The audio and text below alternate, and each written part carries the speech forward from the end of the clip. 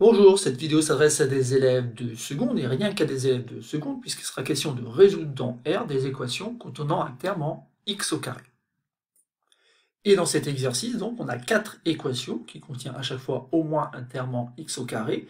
Il s'agit donc de résoudre ces équations à partir d'une propriété, une propriété qui est au programme de la classe de seconde. Et cette propriété, elle dit tout simplement qu'on peut déterminer les solutions de l'équation x au carré est égal à k lorsque k est un nombre réel. Il y a en fait 3 cas de figure. Le premier k est un nombre négatif, et tant que k est un nombre négatif, vous voyez ici, cette droite en rouge ne coupe jamais donc la courbe représentative de la fonction carré. En fait, il n'existe pas de valeur de x qui font que x au carré est égal à k.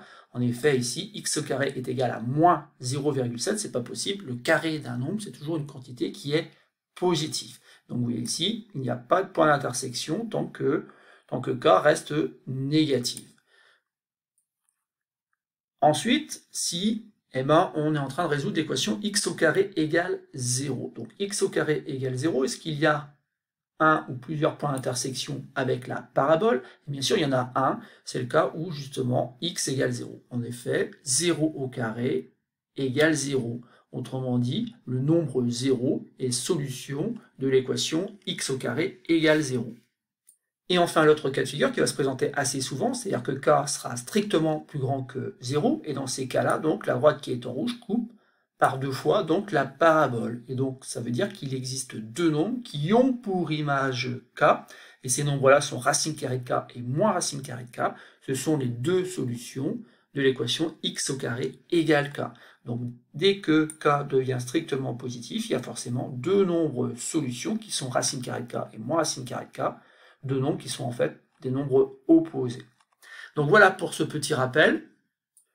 Et maintenant, donc, je vous demande d'appuyer sur pause et ici donc de résoudre ces 4 équations en utilisant uniquement cette propriété-là qui permet de déterminer les solutions de x au carré égale k.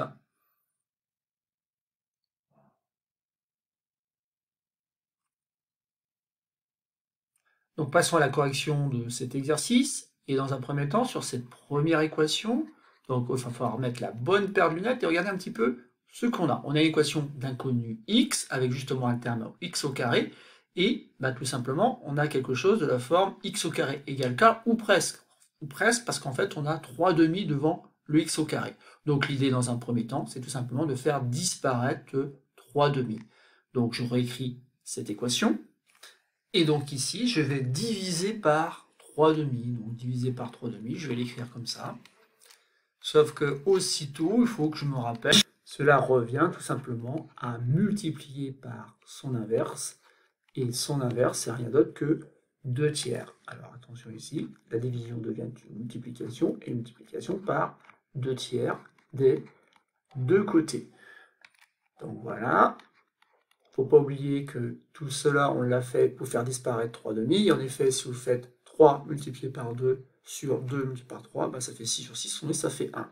Mais le but, encore une fois, c'était de faire disparaître donc 3 demi. Et on a réussi donc à le faire pour obtenir tout simplement que x au carré est égal à 15 multiplié par 2 tiers. Alors plutôt que de faire 30 divisé par 3, on peut imaginer tout simplement décomposer 15 en 5 multiplié par 3, multiplié donc par le nombre de tiers, pour voir assez vite que finalement, x au carré doit être égal à 10.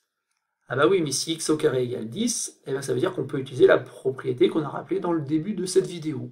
Et ça équivaut donc à dire que x est égal à moins racine carrée de 10, ou x est égal à plus racine carrée de 10. Alors pourquoi? Parce que tout simplement 10 est un nombre strictement plus grand que 0. L'ensemble solution ici est composé donc de deux nombres qui sont moins racine carrée de 10 et plus racine carrée de 10. Voilà, on a résolu donc cette première équation. Et ce raisonnement-là, je vais pouvoir l'utiliser dans la prochaine équation.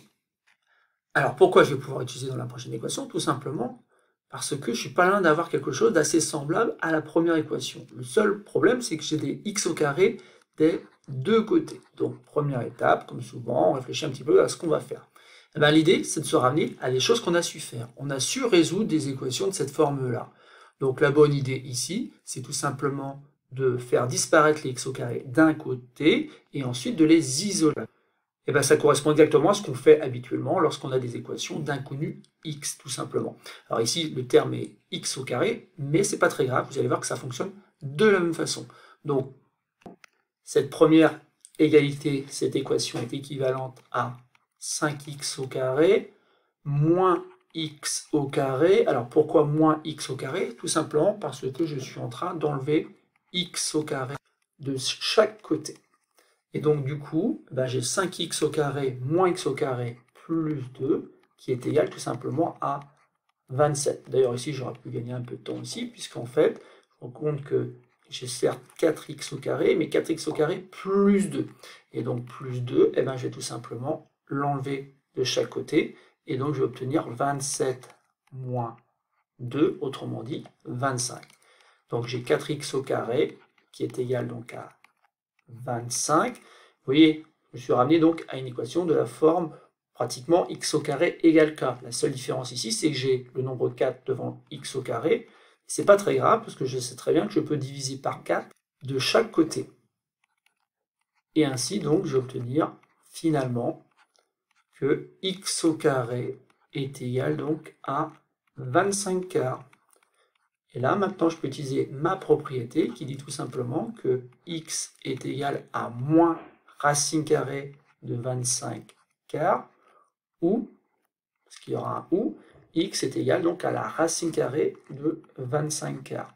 Alors, soit vous voulez directement, soit vous pouvez utiliser maintenant une propriété afin de réécrire racine carrée de 25 quarts de manière beaucoup plus simple.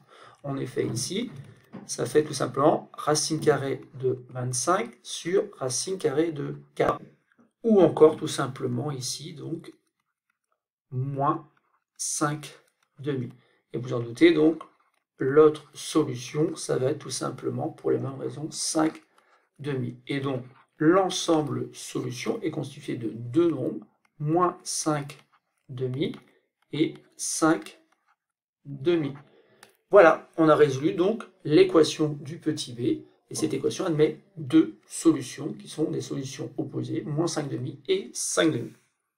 Passons donc maintenant à l'équation du petit c. Donc on pourrait imaginer donc finalement que ça ressemble beaucoup à ce qu'on a fait déjà au petit a et au petit b. On va voir que finalement c'est pas tout à fait la même chose. Alors pour cette équation, dans un premier temps, on peut se dire finalement on va faire disparaître tout simplement les x au carré de chaque côté.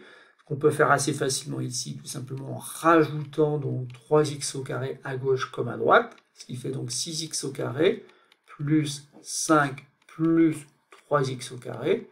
Et de l'autre côté, comme j'ai rajouté 3x au carré, dans le but de faire disparaître donc moins 3x au carré, il ne me reste plus que le nombre 1. Et donc ça équivaut à écrire tout simplement que 9x au carré plus 5, il est vrai, mais le plus 5, j'ai envie de le faire disparaître. Et comment le faire disparaître? En nommant 5 de chaque côté. Donc ça fait 9x au carré est égal à 1 moins 5. J'enlève 5 de chaque côté. Et j'arrive maintenant à 9x au carré, donc égale moins 4. Je vais diviser donc par 9 des deux côtés, afin de faire disparaître ce nombre 9. Et donc de l'autre côté, j'ai moins 4 neuvièmes. Donc, je touche au but, x au carré est donc égal à moins 4 neuvièmes. Donc chercher un nombre x qui vérifie donc cette équation, ça revient à trouver un nombre x tel que x au carré est égal à moins 4 neuvièmes. Ah oui, mais ça, moins 4 neuvièmes, c'est négatif.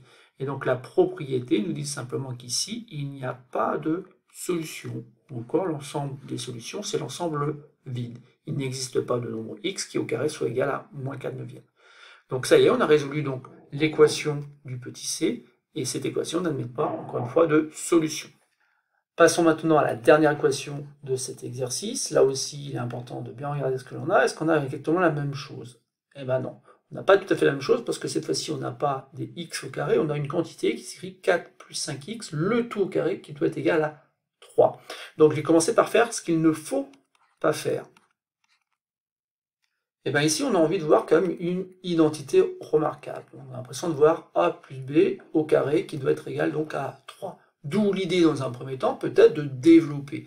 Et si je développe, donc ça fait a au carré, donc 4 au carré qui donne 16, plus le double produit. Le double produit, c'est 2 fois A fois B, donc 2 fois 4 fois 5x, donc qui fait 40x.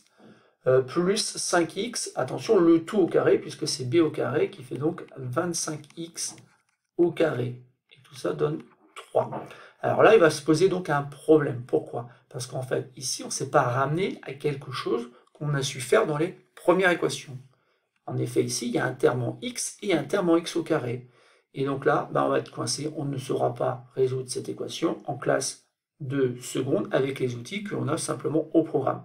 Donc il faudra attendre un petit peu. Donc ici, on n'a sûrement pas pris le bon chemin. Et le bon chemin, c'est quoi?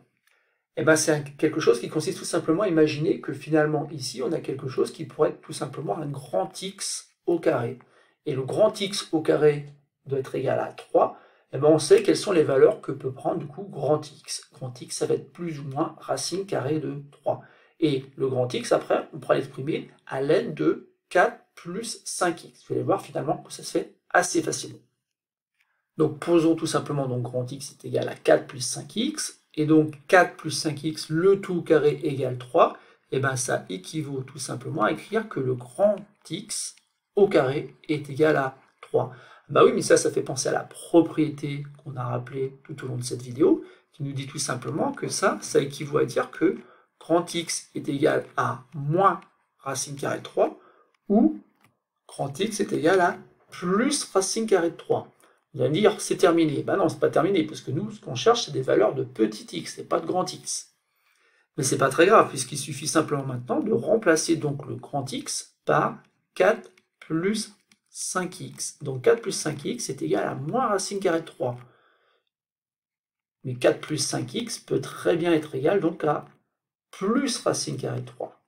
Bon, et là après, pas de panique, il suffit simplement de résoudre cette équation d'inconnu x ici, ou alors cette équation d'inconnu x là. Donc pour cela, on va utiliser des méthodes de collège. Tout simplement, on va isoler donc 5x dans un premier temps. Donc ça fait 5x est égal donc à moins 4 moins racine carrée de 3. Alors, qu'est-ce que je fais ici? J'ai tout simplement enlevé 4 de chaque côté. C'est d'ailleurs ce que je vais faire aussi pour l'autre équation. Et ainsi, pour l'autre équation, je vais obtenir 5x est égal donc à moins 4 plus racine carrée de 3. Et tout ça avec un ou qui sépare bien sûr ces deux expressions. Et ensuite, je vais terminer tout simplement en divisant par 5 des deux côtés. Et en divisant par 5 des deux côtés, je vais obtenir que x est égal à moins 4 moins racine carrée de 3, le tout sur 5, ou x est égal à moins 4 plus racine carrée de 3, le tout sur 5. Et j'ai bien deux solutions c'est écrit un peu bizarrement, à l'aide de racine carrée de 3. Et pour certains d'entre vous, vous verrez en classe de première que finalement, ce n'est pas si surprenant que ça. Ça vient peut-être du fait tout simplement qu'on est en train de résoudre une équation avec un terme en x au carré. Je conclue tout simplement ici en disant donc que l'ensemble solution est composé donc de deux nombres. D'ailleurs, le plus petit des deux, c'est forcément celui-là. Quand on regarde les expressions ici, on enlève racine carrée de 3 au numérateur, alors qu'ici, il faut la rajouter. Donc je vais commencer par cette valeur-là, donc moins 4 moins racine carrée de 3, le tout sur 5, alors que l'autre, ça va être plutôt moins 4 plus racine carrée de 3, le tout sur 5. Voilà, on a fini par résoudre cette dernière équation, qui était bien sûr un peu moins simple que les trois premières, mais il faut garder en tête tout simplement le fait qu'on essaye toujours de se ramener en mathématiques à des choses qu'on a su faire. Et ici, ce qu'on savait faire, c'est résoudre des équations x au carré égale k.